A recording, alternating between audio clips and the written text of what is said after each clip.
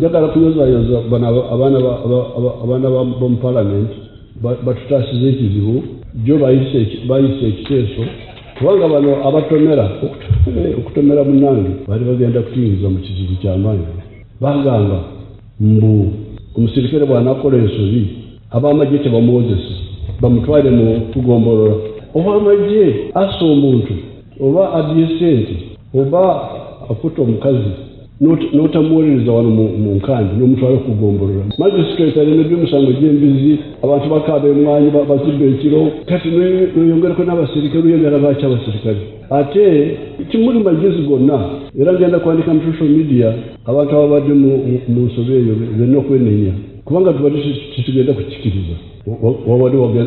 wagenda kubeerawo okukonagana wakati w'amagye na parliament n'abalamuzi naye batutaasiza ne badda emabega ne bakiva ku magye togakwatako kole bibyo olina bingi byakukola sooka omale emisango gy'embizi musooke mumale ebyo oyagala kwongerako amagye no atali w'amagye